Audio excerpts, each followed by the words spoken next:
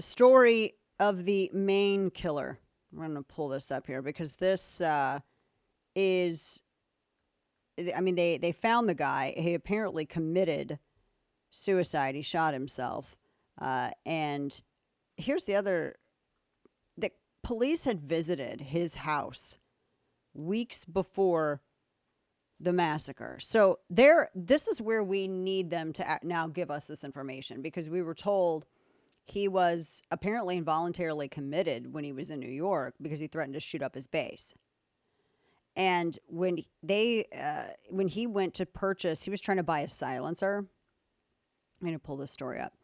He was trying to buy a silencer, and he went to this FFL and was trying to go through the process. And on the 4473 that he was filling out, when I was looking at the state, they said that he apparently filled out that he had been committed on his form, and the FFL didn't make the sale because of that. They just were like, well, you know. I thought that was kind of interesting, because so that, to me, if they're saying that, then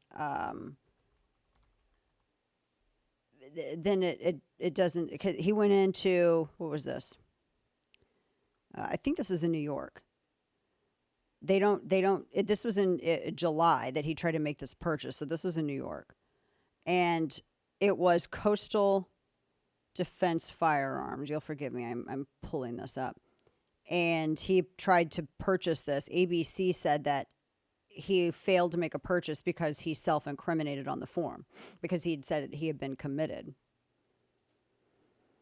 And the guy had said, you know, we let him fill out the form, and then we said, we cannot give you this, you know, at this point in time, we cannot release this to you because of the answer you've given us. And that's, you know, that's what they were following the law that was made. But he still went, this guy still went and murdered a bunch of people. And I hate the way that the media was writing about it. They're like, oh, well, you know, maybe lives would have been saved then because he wasn't able to purchase the silencer, you know, then they wouldn't have been able to hear the gunshots. Oh my gosh. People who say this have not, look, I get it. Everybody's seen John Wick, and they've seen John Wick, and they saw Common in that one scene where they were exchanging fire in this public place, and it sounds like pew, pew. It's actually quite loud. It's super, you hear it. There's no mistake as to what it is. It's just less loud than super loud, but it's loud. Oh my gosh, stop. The police, though, had visited him, and this is where we need more information. So in July, he had been committed, right? And then there was apparently, and they have not said if this was related to the first, they just said that they had something mid-September. They were supposed to, he had apparently made threats again against his fellow. Was this one situation, or was it multiple situations? Was it, because the first bolo that went out, they said that he had been committed in summer. Is this something separate? This is why we need more information, because apparently he was, and I'm sharing this information because it suggests that this guy was known.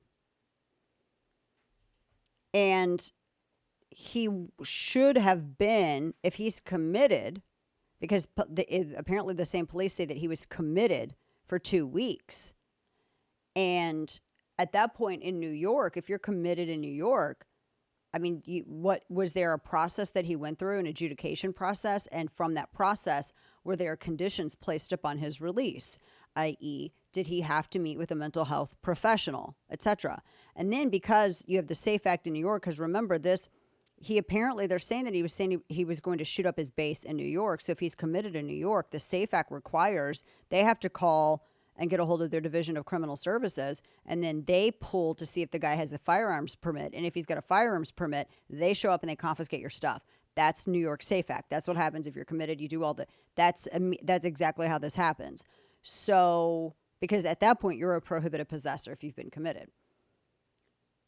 The law, was it not followed?